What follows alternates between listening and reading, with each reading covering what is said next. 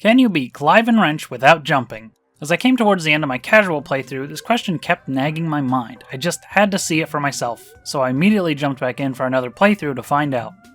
First though, the rules. Don't jump. Okay, it's a bit more complicated than that. The following moves are banned from this challenge, and if used, will each count as a jump. Jump, double jump, long jump, high jump, side flip, jumping off of poles, and jumping out of water. The only jump I'm allowing for this challenge is the ledge get-up jump. That's for two reasons. One, it's hardly much of a jump at all, putting you back on the ground almost immediately with very little speed or momentum before it does, and two, without the ability to climb up from a ledge grab, 95% of the strats in this run would be impossible. Seriously, it's one of the most necessary tools in this challenge, as you'll soon see. So what does that leave us with? Well, without the use of the A button, all we can do is run, crouch, dive, spin, and while in the air, hover and ground pound. Unfortunately, none of these give us any height on their own, so we'll instead be relying on a whole lot of jank to get us through this challenge. Seriously, this game is jank as hell. Clive will just launch off of slopes or objects so long as they're not too tall for him to run onto. I know this looks like I'm jumping, but I'm not pressing the A button here, he just does this. Besides, an actual jump would have a much more consistent height. Launching like this gives you a height dependent on the slope you run off of. Super steep slopes can launch you even higher than a side flip even could, but smaller objects will only send you about half the height of a normal jump. That means that a lot of the time we just gotta work with what we got. When the game starts, we're locked from entering the first level until we have 50 clocks. These are essentially the game's equivalent of Spyro's gems or Banjo's notes. They're littered throughout each level by the hundreds, and a set amount is required to enter each stage. Specifically, we'll need a total of at least 6,000 to enter the final level, so until then I'll be grabbing as many as I possibly can. Additionally, we're going to need a total of 88 stones to access the final boss. Stones are this game's power stars, or jiggies. There are 10 in each level, and each world's boss will have an increasingly large amount of stones required to enter them. For now, though, we just need 50 clocks. By bouncing off of this hay bale, which happens automatically just by running up them by the way, we can just hover over to this platform, letting us enter the tutorial level. Great, now we can get some clocks. We can hover over to this first gap, but just not quite the second. Well, we only have 11 clocks and the run's already over. Thanks for watching, guys. No, I'm kidding. This is where we'll start using our first glitch, air slamming. By pressing spin and ground pound at the same time right after a jump, you get some extra height, and it even refreshes your double jump. That means you can abuse this for infinite jumps. But wait, we can't jump, so does that mean we can't use this after all? Not exactly. While the vertical momentum of a jump, or for the purposes of this challenge, of running off of a slope, does make the air slam more consistent and better, you can still use it by running straight off of an edge. It is a lot harder though, so I tried to avoid doing it this way unless it was absolutely necessary. Here though, we have no choice. By air slamming off of these platforms, we get just enough height to cross each one, including this really long one at the end here. By the way, if I know I can get to a certain platform or area without jumping and then fall trying to make the next jump, I'm not going to waste my time getting back here without jumping every single time. Seriously, some of these strats are ridiculously hard, and I'd have to pull them off multiple times in a row, even here in the tutorial. Think of this as more of a theoretical showcase of what's possible without jumping, rather than a full jumpless playthrough. That would just be a nightmare. Anyway, once we get to this far platform here, the game expects us to high jump up to the next ledge. I tried everything I could think of to get up here, but no dice. And we don't even have half of the required clocks to enter the first level. We can get a couple of stray singles by running up against these walls, but it's not enough to unlock level 1. We're gonna need to pull out the big guns to figure this one out. Time to introduce the second glitch of this challenge, ledge clipping. Say you have a ledge that you can grab that's perpendicular to a wall. Grab the ledge as close to the wall as you can, then jump up from the ledge and very quickly hover afterwards while moving towards the wall. If you time it correctly, Clive will clip straight through the wall. As I said, ledge get-ups are allowed, so this strat is legal for this challenge, so long as you can get to the ledge in question without jumping. Fortunately for us, there's a ledge in the hub world that we can use to clip out of bounds, and a hay bale right next to it that lets us get to the ledge itself. After a few attempts, we're out of bounds. Navigating around out here is really awkward, especially without being able to jump, since there are these weird invisible slopes above the level entrances. I couldn't quite get into any of these loading zones thanks to the invisible walls everywhere, but there are a couple of these areas that aren't separated by a loading zone, including the one right behind the wall we just clipped through. Eventually, I found somewhere where I could clip back in bounds in an area with a bunch of clocks to collect. In fact, I was able to collect every single clock here, aside from these few that are locked behind the invisible wall. Now we've got more than enough to enter the first level. First though, we have the little hub world area just before the level, and I wanted to get as many extra clocks as I could. To my surprise, I was able to get quite a lot here. You can get up on the bed by launching off this book at just the right angle, followed by some ledge jumps. In situations like this, where a platform is just low enough and close enough to a lower ledge, you can grab it with the height from the ledge get up jump, but situations like these aren't that common. It is very useful when you can though.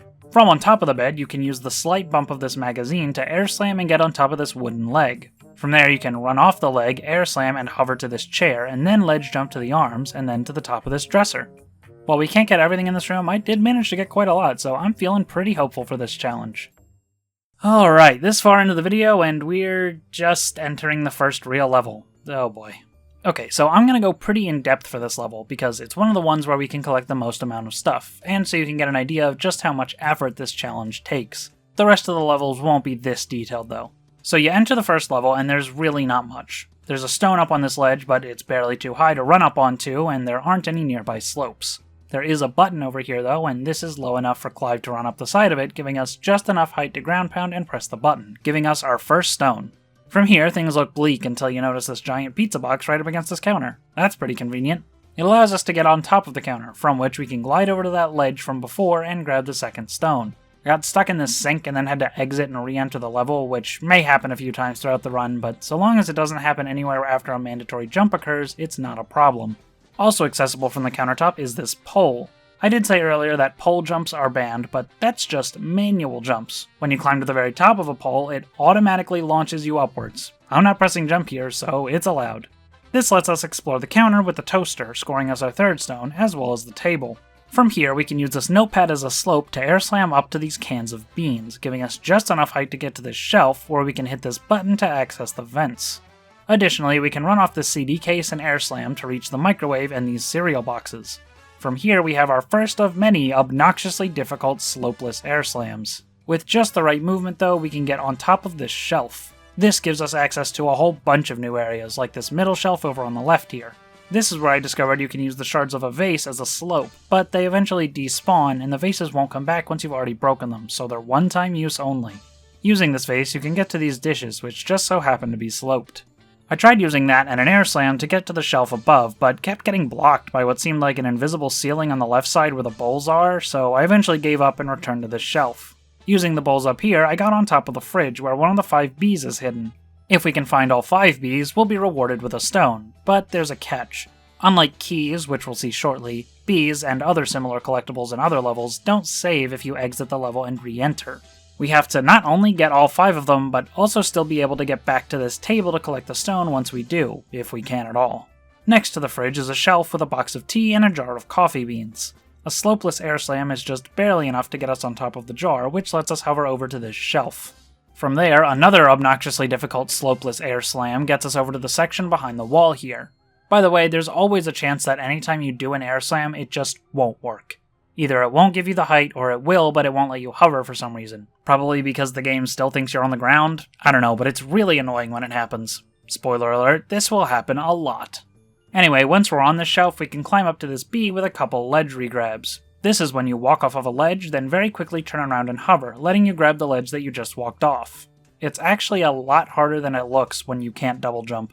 Also, there's a small chance that when you try to ledge grab something, Clive will get stuck in this weird state where he's grabbing a ledge but can also spin around, and you can't jump out of this or do anything. It's a soft lock. You have to exit the stage if this happens. Very annoying. Anyway, with a good ledge regrab, we can get up to this top shelf and save the second bee. Returning back to the fridge, we have one of the hardest runoff air slams in the game, since you have to land on these spinning fan blades. It is possible though, and we grab our first of 5 keys. Every level has 5 keys that, when collected, unlock a safe, rewarding us with a stone. Unlike the bees though, you can exit and re-enter the level and the keys will stay collected just fine. From atop the fan, you can hover over to the shelf where the third bee is located. Just like that, we managed to collect everything in this first room of the level. From here, you're expected to go through the vents to access the next room, but there's a bit of a problem. Best we can do is get on top of this can of beans, but there's no way to get up high enough to actually enter the room from here. The vents are worth going into though, since the second key and 4th bee are in here, but that's as far as we go. I did manage to ledge clip with the can of beans, landing on the 3rd key and getting me into the bathroom, but there's not much I can do down here right now. I did get my 4th stone from Snatcher here, as well as a 5th just sitting on this rug, but aside from a few more clocks, that's all I could get down here. Without any hazards to damage myself on, I couldn't respawn from the checkpoint, so I was stuck down here and had to exit and re-enter the level. That means getting all those bees all over again, but I didn't realize this at the time. When I did come back into the level, I ledge-clipped at this countertop to get into the living room, where the 6th stone was just sitting there waiting for me. The 4th key is hidden behind this cabinet, but that's all we're going to find on the floor here. Thankfully, another conveniently placed pizza box comes to the rescue, letting us air slam up onto the couch. This lone Cheerio gets us onto the arm of the couch, and the purple goo lets us damage boost right up to the top of it. This button opens up the vent to the bathroom, which will be useful later. The couch also gets us over to this table with the record player on it, where we have another really hard air slam to get onto this shelf. Once I finally got up here, I did a ledge regrab to get on top of these games, but that's as far as I can go from here. Turns out that was all a big waste of time, since we can use the steep slope on the sofa cushions and an air slam to just barely reach this shelf up here. From the ledge of this shelf, we can get on top of these game cases, then hover to the next shelf where we can hit this button to open the door. We can also use these books on top of the shelf to get over to the shelf over here, which means I could have just done this instead of that stupid air slam from the record player that took forever. Oh well. From this shelf, we can hover over to the cabinet the TV is on, where the 5th bee is hidden. Oh right, gotta go get the rest of the bees again. Well, either way, all 5 are accessible, and thanks to that button opening the door, getting back to the big bee to grab our 7th stone is no problem. Now this is where things start getting really crazy. Aside from 1 stone in the living room that we can't reach, everything else in this level is in the bathroom. But the vents leading up to it put us on the ground floor, which, like I said earlier, isn't much help to us. Thankfully, the bathroom is placed significantly lower in the level than the other rooms, meaning we can just ledge clip through accessible areas to get on top of the sink and the tub and whatnot. Just make sure you do not touch the checkpoint down here, or you'll have to keep exiting and re-entering the level, which is really annoying when it makes you sit through these long animations every time you do. Instead, get to one of these 2 spiders and let it kill you, respawning you upstairs where you can ledge clip again. After a series of ledge clips, I grabbed the 5th key in the shower, then died to respawn in the kitchen, where I ledge clipped back into the living room to grab the 8th key from the safe. Then I ledge clipped into the bathroom again to grab the 9th stone, as well as the rest of the clocks I could reach, which was all of them except for the one on this towel.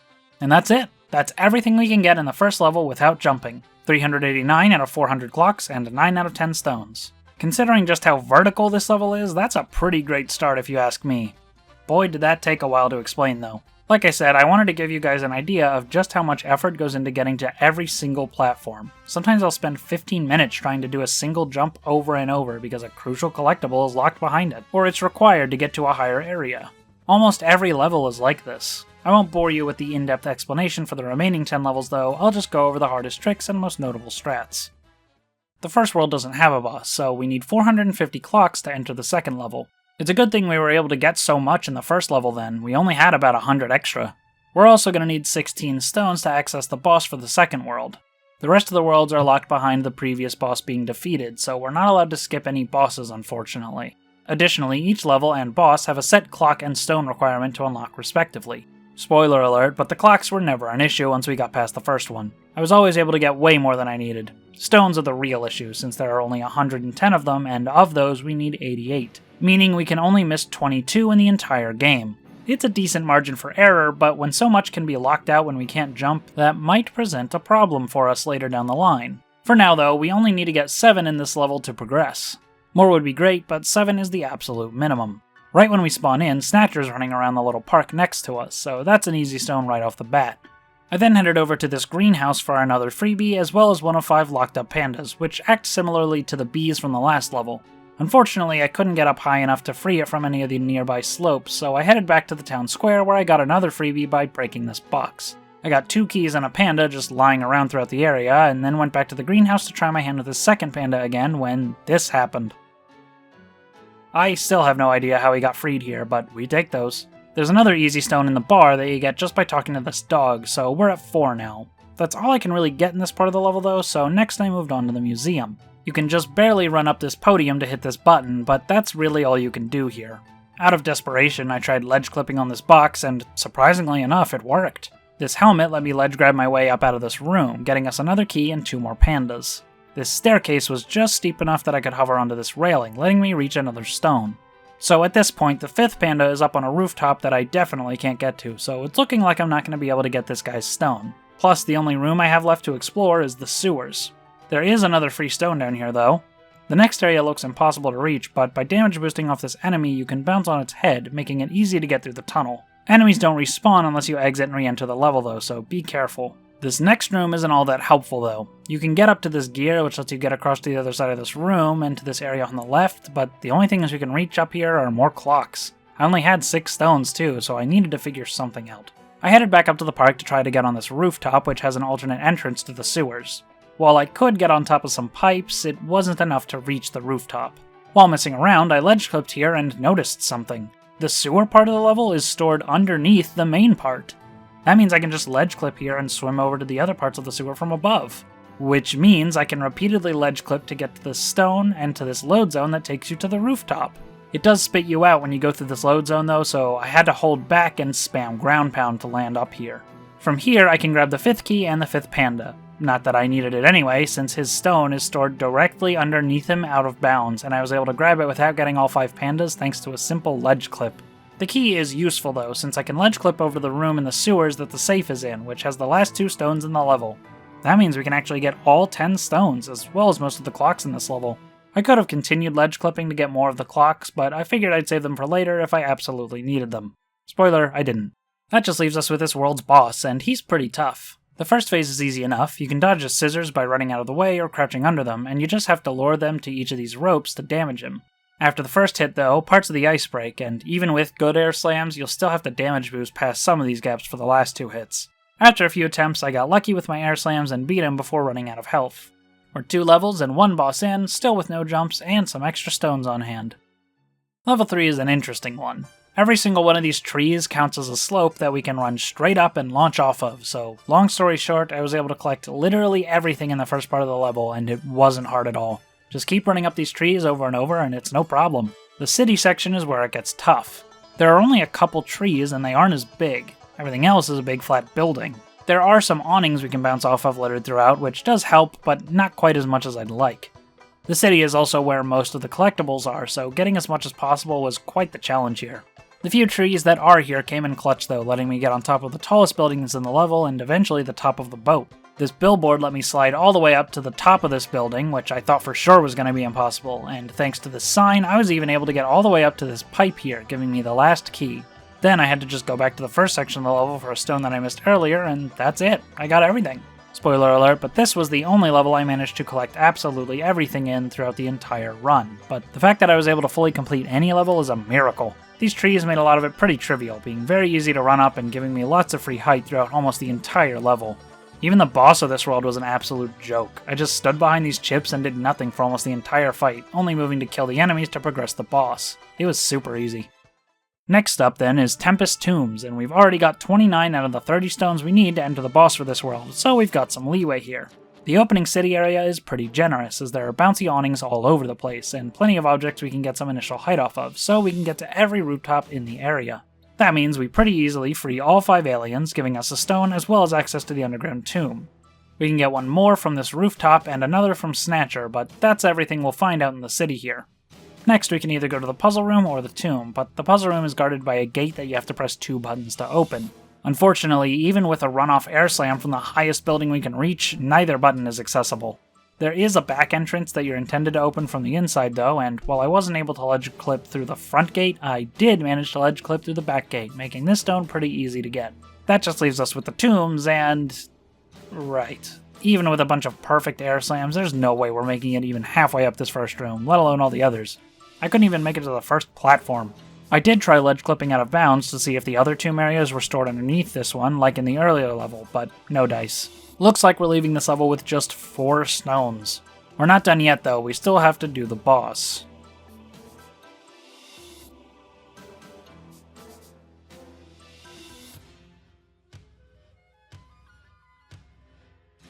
Oh boy. Okay, so my first instinct was to see how far I could get by just climbing up the pyramid like normal. I bounced on this enemy to reach the first platform and immediately decided that this was as far as I could get. I then looked into alternate routes. I went over to my completed file to test some things without grabbing any extra clocks by accident, and found that by side flipping up the sides of the pyramid, you can reach the top in just 10 jumps. Maybe less? Either way, I went back to the real file and got to this checkpoint.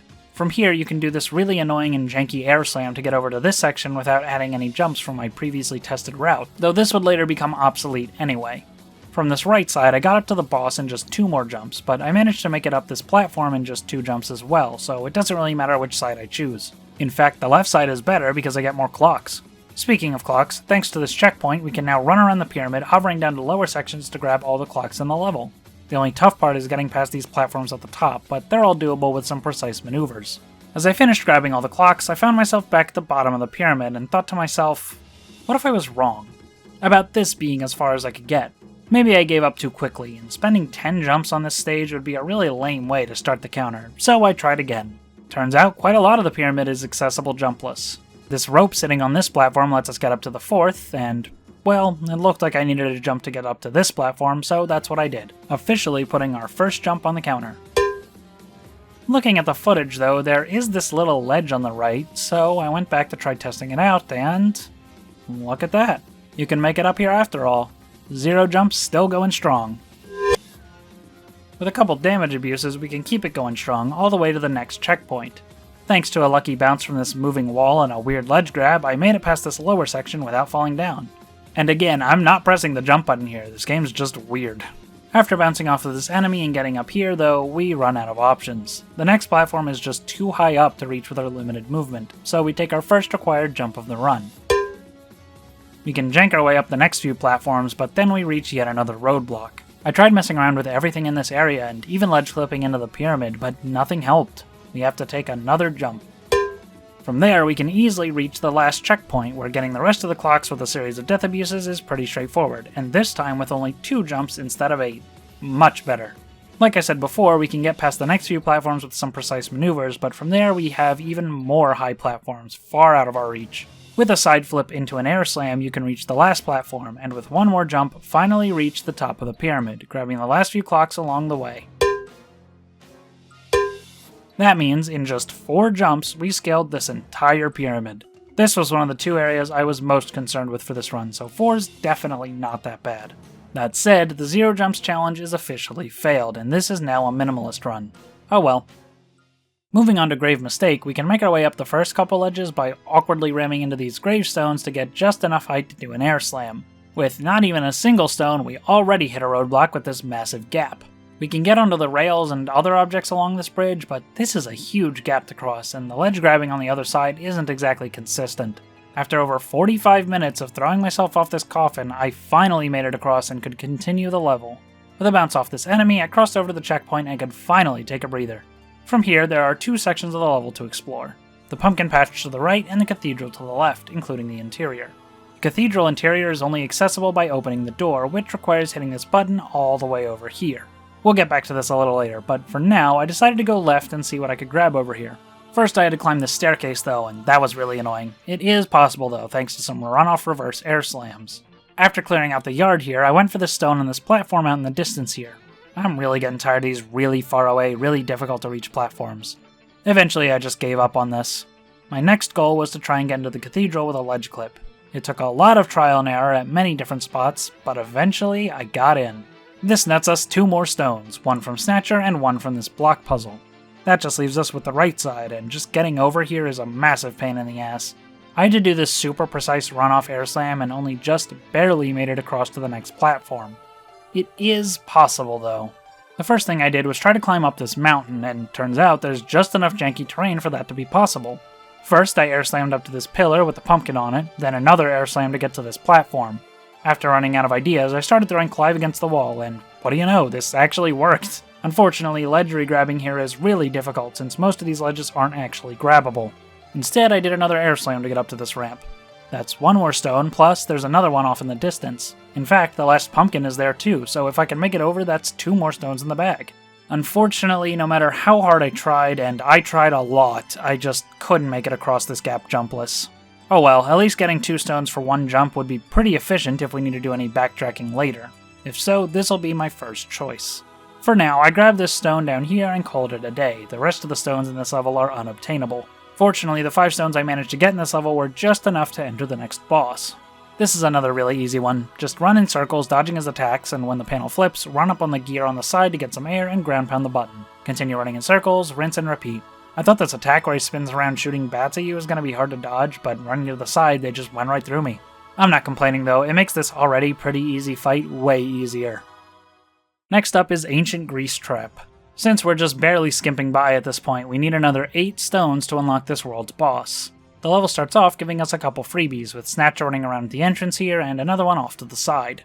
There's a platforming challenge behind this villa, but we can skip all the way across it by just hugging the wall, which flings Clive up for some reason. So that's another easy stone. The villa itself has plenty of bouncy awnings to get us around, making it easy to get all 10 crabs for another stone. There's also this turtle who races you for yet another stone, and I thought this was going to be really hard, but nope, I did it first try.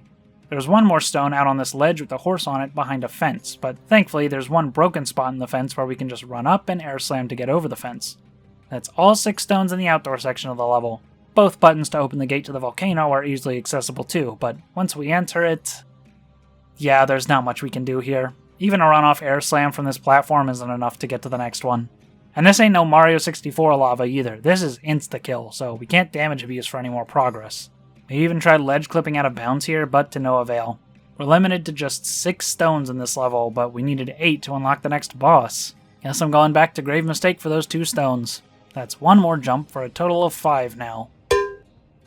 Now that we can access this world's boss, it's another easy one. You just have to run through a maze, and the entire thing is on flat ground. I even got all the clocks. Once again, we need 8 more stones to enter the next boss. Thankfully, this next level is one of the easier ones. For one, it's littered with these cacti that you can damage abuse on for some easy height. On top of that, these rocks are really easy to run off of. Between the bouncy wagons and the cacti, there are a bunch of different ways to get into this building with the Snake Sisters, so getting everything here is no problem. The only hard-to-reach area in this town is the cliffside with the boulder. Destroying the boulder is no problem, but actually getting up there to grab the stone is pretty tough. With some ledge get-ups we can get on top of the saloon, and from there, a slam off of this section gets us just close enough to ledge grab the cliff. After grabbing all 4 stones in the outdoor section, we move on to the gold mine. This whole area is covered in minecart tracks which we can easily run across. That means everything in this room is super easy to grab. There's a stone on a boulder, a stone on a platform down here, and Snatcher. Just one more to go. We got 3 options: the keys, a race with the turtle, and a stone all the way up here. That's obviously not happening. I even tried ledge clipping from the other room, but it's nowhere near enough height. The last key is right up there with that stone too, so that's not happening either. That just leaves us with the race against the turtle. Unfortunately, the entrance to this room is at the very bottom of the previous one, and the stone is at the top of it. We have no way of getting back up there from here, and we have to start the race from where the turtle is. Looks like we're stuck. Well, I've got one more trick up my sleeve though. Using the exit to the start of the level, I ran back around to the entrance of the mines, grabbing this checkpoint on the way. After talking to the turtle, I jumped straight into the deadly water, and look where I respawned. Right next to the stone. I was honestly expecting it to reset the race when I died, but I was so happy that this worked. This is one of the funniest strats in this entire challenge. The boss of this world is a different story. You're supposed to run across this train before it reaches the cliff at the end of the track, so already we have a hard time limit we're up against. To make things worse, there are several of these giant gaps we have to cross. To start off, you have to start hovering the instant you spawn into the level. Timing it just right and carefully avoiding these signs will give you just enough distance to make the first gap. But then, how do we get on top of the next one? The only way I found of doing it is running to the edge of this car, re-grabbing the ledge, and jumping up at just the right time so that you get hit by the sheep that Annie throws at you, giving you just enough of a damage boost to reach the next section. Once you get up here, you can hover from box to box, and if this enemy is in just the right spot, you can bounce on his head to ledge grab the boxes at the end here. Now just run along the sides of these cars with the coals in them. After that, you can slide up the front of this thing, reaching the bouncy hay bale. After running along the sides of these coal cars again, we run into a serious problem. There's nothing to get any height off of here, and damage abusing from this enemy isn't going to cut it. I can't reach the top of his head from here either, so it seems like this is another required jump. Side flip up to reach the top of the next car, and you're home free. Just run up this hay bale and the boss ends there. With Annie defeated, we're now at 6 jumps. This next level is weird. For some reason, the air slam just did not work in this level. While it was never the most consistent trick to begin with, for some reason in this particular level, I could only get it like 5 to 10% of the time. It's not needed that much, but it sure did make things more annoying. Anyway, the level starts off going pretty well, with everything of importance easily reachable. Eventually we get to this water section with seemingly no way out of it. There is a very slight ramp in the wall here though, and it was just enough that I could eventually get an air slam to work and get out of the water. The next area has a bunch of dangerous purple goo. Thankfully this stuff does damage boost us, and it's just enough to clear this section out and get to the other side, where we press the button to drain it. The button below the goop turns a flip panel with a stone on the other side, but it has a timer, and we won't be able to get back up here if we fail. Thankfully, I got it on the first try, continuing to the next section of the level. This little village has another flip panel in it, but this one's way easier. We also free the last of the 5 caged pandas here, but we'll have to go back to the start of the level to grab the stone. Thanks to this conveniently placed hay bale, getting on top of the rooftops here is also pretty easy once the air slam decides to work. From up here, we can easily hover over this giant gap. This is where things get a little ridiculous though. There's a button for a flip panel at the bottom of this cliff down here, but once you're down here, you can't get back up. I tried respawning at the closest checkpoint and running to the panel, but it's just barely too slow. I even tried ledge clipping to grab it from underneath, but no luck. You can hit this button to extend the roof of the building, revealing a stone and a key, but I couldn't get up there. My best idea was to run off air slam from these pillars, but it wasn't enough height to land on top of the roof, and you couldn't ledge grab it either. Then I tried to get to the bridge on the other side of this gap. That's when I discovered some new tech. Infinite air slamming. Well, theoretically infinite anyway. Up to this point, I've never been able to do more than one air slam at once without using a jump. It was by messing around here that I found out if you air slam and hover, then press X again to cancel the hover, and very quickly air slam again, it'll actually work, letting you air slam again for a little extra height and then hover again. In theory, you could string these together infinitely, but the air slam is already very inconsistent, so in practice, I've never gotten more than 2 in a row. Still, 2 air slams is better than 1. In fact, with this tech in mind, I was able to go back to this stone and grave mistake and prove that it's possible jumpless. I tried using it to get these 2 jumpless as well, but it seems that a runoff air slam isn't compatible with this tech, so that's still impossible as far as I can tell. As far as I know, this is the only previously unobtainable stone that is possible with this tech in mind. Back to the level at hand, this new tech allowed me to get across these posts and over to the bridge, getting me the stone from this flip panel and the 4th key, as well as returning to the start of the level for the panda stone. All I have left to do now is figure out how to climb this building. After failing to get anything done with these pillars, I noticed that this tree next to the flip panel button can actually be walked up. I just assumed it had a flat collision box like every other identical tree in this level, but nope. With that in mind, I hit the button, launched off the tree, and grabbed the stone just in time. After several more minutes of trying and failing to air slam off this pillar, that's when I saw it. There was a pole behind the building this whole time. This makes it trivial to reach the first 2 rooftops, giving us a stone and the last key. But there's one more stone we can get if we could reach the highest rooftop. That's when I realized I can double air slam off the pole, and yes, there it is! That's just enough height to reach the roof. From there we can get to the highest part of the roof, and then hover over to get the stone. After backtracking to grab the stone in the safe, I banked every single stone in the level. After several levels in a row of just barely squeezing by, that was a relief. Next was the hardest boss in the entire game.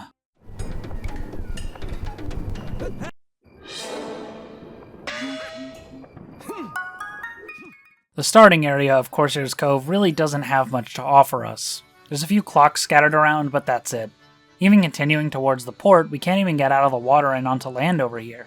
Instead, I had to swim all the way to the other side of the map to this island, and then run off this rock to get enough height to hover over to this boat. From here, I can explore the rest of the port. Snatcher gives us 1 easy stone, but it'll be the only easy one in this entire level. I tried getting onto the rooftops with this bouncy pad, but this level is yet another one where the air slam is way less consistent for some reason. As a result, I couldn't get up this way. Scattered throughout the port are 5 sleeping dogs we have to wake up for a stone, but since we can't get up to this cliff here, only 3 of them are accessible. That doesn't mean we can't get this stone though. Much like the badger stone in level 2, this one is stored out of bounds right underneath the dog. With a ledge clip, we can get under the ground here and swim around right below where the stone is. After several minutes of mashing every button, except for jump, I eventually got enough momentum out of the water to barely grab the stone. That's 2 so far, and we're already at a dead end. See, you're supposed to get up on these rooftops to shoot a cannon at the tower on this cliff, freeing this lady who gives you a key, which allows you to open this skull, giving you a door to a new area with more stuff to collect. Unfortunately, we're stuck at step 1, since the cannon is placed way too high up for us to possibly reach without jumping. Of course, my first instinct was then to skip all those steps and find a way in without the key. First, I tried ledge clipping underground here, and I found out that the trigger to unlock the door is stored down here, out of bounds, but without having actually picked up the key, the cutscene doesn't play properly and the door stays locked. I'm honestly kinda surprised that they even bothered with that failsafe. We'll have to find a way to get through the skull itself. Things really seemed bleak here. I tried for what felt like forever to run up every inch of this skull and couldn't find any ledges anywhere. Turns out I was just looking in the wrong place. After failing to clip through this ledge on the skull itself, I fell down and grabbed this ledge by accident. I then ledge clipped to the left, and by some miracle it sent me straight through the skull and into the loading zone. I have no idea how easy or hard this was since I just so happened to get it first try like this, but I happily took this blessing and continued on. There are 4 stones in here and we only need 3 more to unlock the boss. The first one on the mast of the ship is certainly out of the question though, so we're gonna have to get all the others instead. There's one outside on the beach that's free, and a boulder in the second room hides another pretty easy one. The last stone is in this boulder over here, but it's on an isolated island, and the cannon you have to shoot it with is on this other isolated island next to it. I tried hovering from this nearby tower, from the boulder itself, I kept just barely missing it. Then I remembered these bouncy nets. You can actually get a lot more speed when bouncing off of them by attacking right before you bounce on them, which was just enough distance to reach the cannon. That's the last stone we can get in this level, and thankfully the last stone we needed to enter the boss. When I originally did the run though, I didn't realize that this stone and grave mistake was possible, so I was actually 1 stone short and ended up using a jump to grab this stone in the first level. But it turns out that stone wasn't actually needed, so that jump is saved. If you thought the level in this world was bad, just wait until you see the boss. Like a few previous bosses, this isn't actually a boss fight, but a long linear platforming challenge. Just as a reminder, so far we're at 6 jumps. 4 in the Egypt boss, 1 in Grave Mistake to grab those 2 stones, and 1 in the Western boss. All things considered, I'd say that's pretty good so far. This is where it gets bad. Real bad. It starts off fine, with these first jumps requiring some tricky maneuvers to get around, but it's doable. This net is graciously placed just low enough that we can just run up to it and get automatically bounced up, but after that we're hit with this section. Thankfully, we can air slam off this gold to get to the first platform, and then damage boost off the spikes to get all the way to this ledge. That's where our luck runs out. Here we have a bunch of timed platforms over a huge pit. By getting on top of these boxes, I can hover over to the first platform, but that's as far as I can go, especially with the platforms falling out from under me constantly. I tried doing a runoff air slam to get to the next one, but it just wasn't happening. 1 jump to get across this pit. This next section is really annoying, requiring a launch from this tiny rope on this boat into a hover and a perfectly timed slam off the next boat to get just enough height and speed to slide up these coins and onto the next platform. Then, air slamming off this rope gets us across the next pit. Some more conveniently placed objects and a series of tight ledge grabs allows us to get all the way up to this platform with the cannon, but we get stuck once again. I tried damage boosting off the cannonballs, sliding up this invisible slope, and nothing. Not even the first platform in this section is reachable. With a side flip air slam, I got this section down to just 3 jumps. This next part looks pretty daunting, but it's actually not that bad. With just a few damage boosts on these spikes, getting all the way to this alcove with the button is doable, which is good since we have to press this button to open the door to the next section. From here, a really tough air slam off this tiny bit of elevation from these rocks gets us to the next platform with a ledge grab, and with perfect timing from this cannonball we can damage boost to this platform too. And after all that, it was a big waste of time because this next jump isn't even possible. This one little edge and it's just barely too high to reach. 1 more jump to get up here. After that embarrassment, the game throws this at us. Just look at it. Like before, I managed to reach the first platform, but no farther. This one took me 3 more jumps to cross. It may seem like I've just kind of given up here given the huge jump tolls in this level, but I'm really trying to optimize this as much as possible. I spent over an hour and a half in this one boss alone. Speaking of which, this next section looks pretty bleak too, but I actually found a skip that makes it way easier and saves some jumps from going the intended route. From these boxes, side flip up to the right and you can actually land on this flag. Side flip once more and you can reach the next checkpoint in only 2 jumps. I then went and backtracked to the section we skipped to grab all the clocks without spending any extra jumps. This next section is a huge pain in the ass. First off, you want to hover as soon as you run off this ledge, giving you the extra speed to land on this boat down here a little later. When the spikes come towards you, just run into them and then let go of the stick, and you'll damage boost right over them. Once you get hit by the spike right here, slam back down onto the boat and hover after bouncing off of it. Then slam when you're right over top this water wheel, and if you time everything perfectly, the wheel will come up for you to land safely on it, carrying you up to the top. From here, slam up to this platform and spend 1 side flip jump to get up here. 1 more side flip jump with an air slam will get you across this pit to this platform over here. Carefully time another side flip to land on this platform here, and then 1 final side flip to get up to the end of the level. Finally, after using 14 jumps, the nightmare is over, bringing the total to 20. That's pretty disappointing after doing such a good job of keeping the total down up until now, but oh well. I wouldn't be surprised if someone more skilled, more clever, and more patient than me could knock a few jumps off of this level, but I just couldn't find anything to make it work. Even ledge clipping didn't work. Every object in this level is like weirdly immune to it. Anyway, let's just move on to the next level. Once again, we're at a stone deficit and need 8 more to enter the next boss. Fingers crossed that this level will be kinder than the last. Already things aren't looking great. You know how I've said that in the previous levels the air slam is much less consistent than it usually is for some unexplained reason? Well, here it just doesn't work at all. Seriously, I couldn't get it to work a single time, not even if I jumped into one. So we're basically going into this level with a severe handicap. We can still at least slam off of objects, but it's not quite as useful. After failing to air slam, I damage boosted across this pit, grabbing the key along the way. Using this house as a slope, I got up to the next section, which is where things start getting tough. Without the air slam, getting the extra height to climb these bones seems impossible. Eventually though, I landed a slam on this candy cane, which bounced me right onto the first one. From there, I was able to awkwardly run up these curved parts to get to each next bone, until finally landing at the top. I then hovered from this cliff over to this section for a free stone. That's all I can do here though, which is pretty rough. We're supposed to get up on this cliff to push off an egg that lands here to make this skull crash into the ice at the start of the level, giving us access to the next section, but the egg is unreachable. For now, I explored the rest of the section. Going back to this cliff, I found a way on top of this crystal, which got me just far enough to reach this stone up here. After grabbing the second key on this cliffside, I had run out of stuff to do up here. Without access to that egg, we'd be done with this level. That's when I went to my tried and true method of skipping all the intended steps and ledge clipping to get here without the egg. Eventually, I found a spot and clipped through, grabbing another stone and entering the next area. The third key was right next to the checkpoint, and damage boosting across the ooze makes it easy to get to. Once you get to the next section, make sure not to fall down these bones. You can only respawn them by entering and exiting a loading zone, and once you fall down here, there's no way to get back up without dying. First, head across the bones to grab this free stone sitting in front of the skull, then hover over to this platform for another freebie. After death abuse to respawn at the checkpoint, I cleared out the lower parts of the section, grabbing the fourth key and a bunch of clocks. Finally, we move on to the last section of this level, which is also the hardest. So the goal here is to hit this button to open these icy gates, grab 10 presents to open this big present, and get up to the cliff to grab everything inside, as well as collecting everything we can on the outside.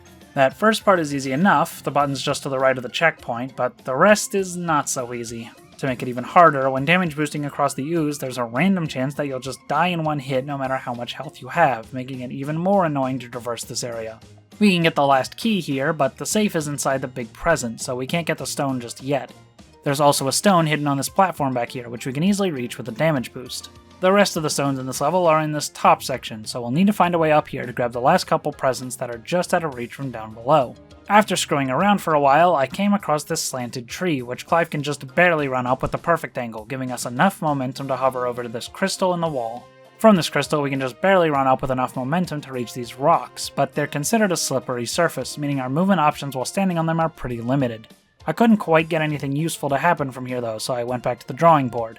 After messing around with the crystal some more, this happened. I have no idea how this happened, but it means we can get on top of the section without jumping, which is exactly what we needed. From here we can grab Snatcher Stone, reach the last few presents, this one in particular was really difficult, and grab the last 2 stones in the present. That just leaves this world's boss and one more level before the final boss fight. Unfortunately though, this world's boss is by far the hardest in the game. I don't mean for this challenge, obviously that would be the previous boss, I just mean in general. It's a Crash-style boulder chase, but if you even barely deviate from a perfect downwards angle, Clive runs slower than he would otherwise, giving the lava lots of room to catch up. I tried letting this boulder push me forward and got lucky with it a few times, but it was inconsistent at best and downright useless at worst. Then I tried memorizing the level and getting a perfect run to beat it the intended way, but not jumping requires going around certain obstacles, which is too slow. Eventually the lava will catch up to you, usually not even halfway through the level. That's when I tried some alternative methods. I tried ledge clipping out of bounds, waiting for the lava to pass, and then running behind it until the end. At first it didn't work, as I didn't clip back in bounds and hovering to the end eventually killed me. Then the lava kept killing me even though it was past me, but eventually I got back in bounds without dying and was able to run through the level safely. It was a little sketchy, I nearly ran out of health a couple of times, but I made it through and somehow managed to beat this boss without jumping at all.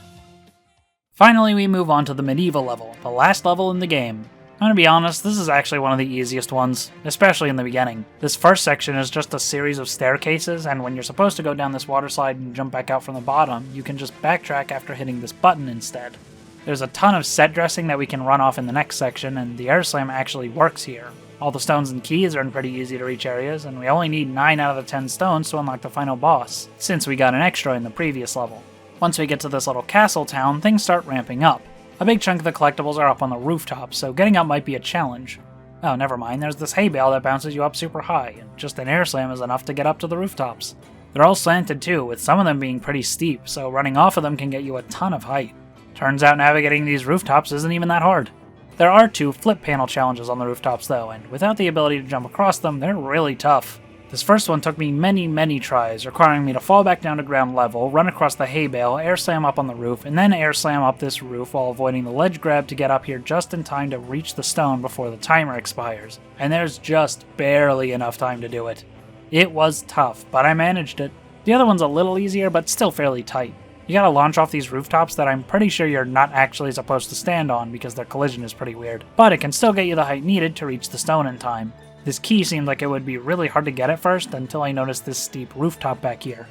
Again, there's just so much leeway with these sloped rooftops that nothing here is impossible to collect. In fact, I got all 10 stones in this level. I thought I got soft-locked grabbing the last key, but I managed to get out by running into this barrel and mashing buttons. Also shoutouts to this floating enemy. Alright, enough stalling, let's go to the final boss.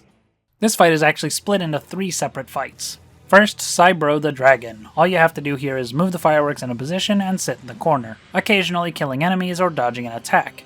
It's really easy once you've memorized the pattern, and at no point do you ever have to jump here. After that is a dogfight with Olga, where you couldn't even jump if you wanted to. After that is the final boss. To beat him, you just have to survive for 4 minutes. While running in circles for 4 minutes sounds just so much fun, he'll occasionally send out shockwaves that you're meant to jump over, and it'll drain your health long before the timer's up, so we'll have to find another way.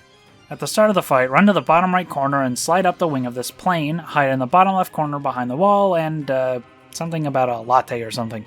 Eventually, he'll spawn enough enemies that when he does his charge attack, he'll run up their hitboxes and be close enough to hit you.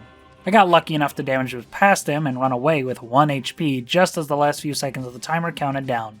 With that, the run is complete. So, can you beat Clive N Wrench without jumping?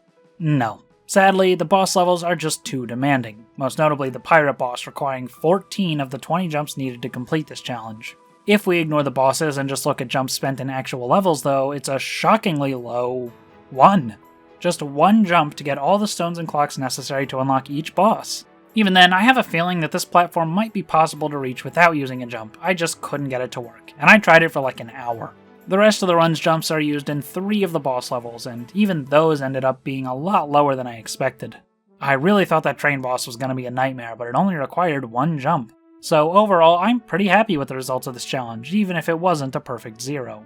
The pirate boss was pretty disappointing, but oh well, it couldn't all be easy. If you manage to improve on any of my strats here, find any jumpless routes for stones that I missed, or get better jumpless scores on the bosses, do let me know in the comments. Especially if you have a video, I'd love to see that. Thanks for watching. If you enjoyed this video, make sure to like the video, leave a comment, and subscribe if you haven't already. They help me out a ton. Also be sure to watch the other challenge video I did recently, where I tried to beat Pac-Man World Repack without getting any points. If you want to support me more directly, you can donate to my Patreon, link in the description. Shoutouts to my current patrons here on the screen. Thanks again for watching, and I'll see you next time.